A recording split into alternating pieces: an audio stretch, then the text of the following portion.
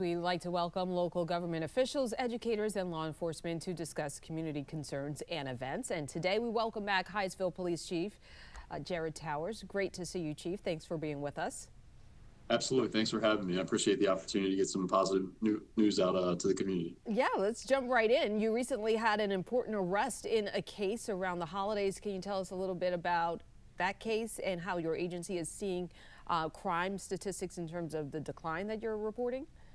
Yeah, absolutely. So thanks to the hard work of the men and women here at Hyattsville Police Department, we were able to close the case pretty quickly. That occurred about 11:30 in the morning on New Year's Day.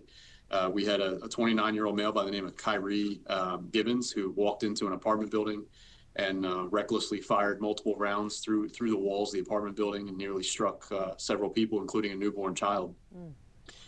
Thanks to the use of license plate reader technology, we were able to quickly identify the suspect and identify some of his movements.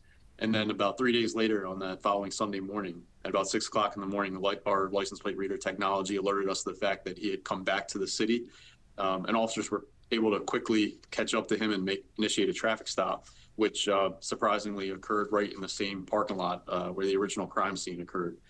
Officers were able to take him into custody and close that case pretty quickly to get a violent offender off of our streets. And overall crime is down. Which areas, which categories saw the most significant decline?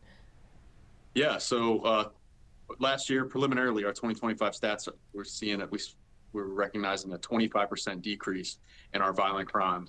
We're still seeing we're holding steady on property crime and commercial burglaries, but a significant decrease there on violent crime.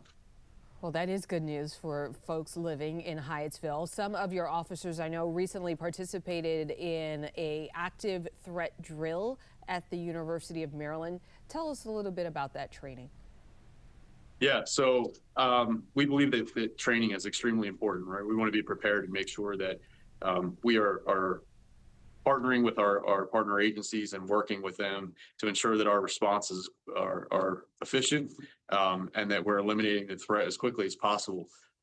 We do the after action reviews after these trainings, which allow us to improve our training and our response times so that we can better educate the community and our officers on how we can respond quickly in these types of emergency situations. We thank University of Maryland for spending over a year preparing for this training and putting this together so that we in Greenbelt could join them in this exercise.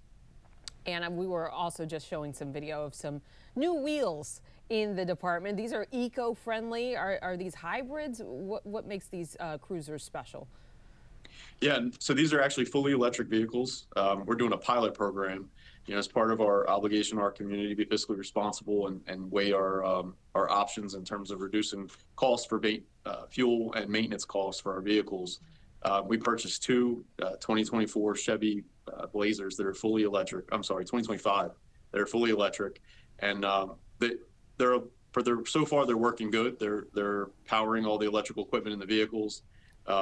But this is just another way for us to try to make sure that we're being fiscally responsible with our taxpayer dollars and make sure that we're leveraging technology to try to improve our service to the community.